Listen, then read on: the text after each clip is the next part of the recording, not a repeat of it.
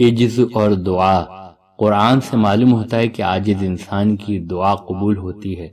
یہ بات قرآن میں ان الفاظ میں بتائی گئی ہے، کون ہے جو بے بس کی پکار سنتا ہے اور اس کے دکھ کو دور کر دیتا ہے۔ عاجز انسان خدا کی خصوصی نصرت کا مستحق بن جاتا ہے۔ سوال یہ ہے کہ ایسا کیوں ہوتا ہے؟ عاجز انسان کی دعا کی قبولیت کا راز کیا ہے؟ اس سوال کا جواب اس وقت معلوم ہوتا ہے جبکہ عاجز انسان کی نفسیات کا مطالعہ کیا جائے۔ جب ایک شخص عاجز ہو جائے تو اس وقت اس کے اندر مخصوص کیفیات پیدا ہوتی ہیں جو عام حالات میں کسی کے اندر پیدا نہیں ہوتی۔ اس وقت اس کی داخلی روح آخری حد تک جاگ اٹھتی ہے۔ اس نفسیاتی حالت کی بنا پر ایسا ہوتا ہے کہ اس وقت آدمی کی زبان پر دعا کے جو کلمات جاری ہو جاتے ہیں وہ عام قسم کے کلمات نہیں ہوتے، بلکہ وہ ایسے کلمات ہوتے ہیں جو اللہ کی رحمت کو انووک کرنے والے ہوں۔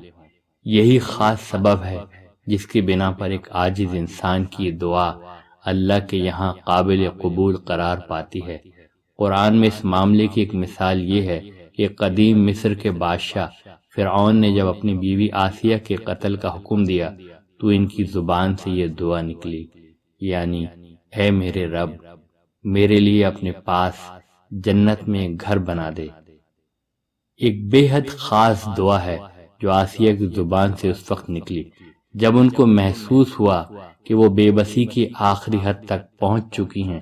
اس کامل بے بسی کی حالت میں ان کی روح کے اندر جو اعلیٰ ربانی کیفیت پیدا ہوئی، اس نے اس مخصوص دعا کی صورت اختیار کر لی۔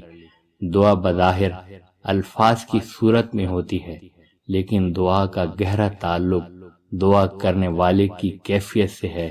یہ دراصل کیفیت ہے جو کسی کی دعا کو اسم اعظم کی دعا بنا دیتی ہے، اور کیفیت حالات کے بغیر پیدا نہیں ہوتی۔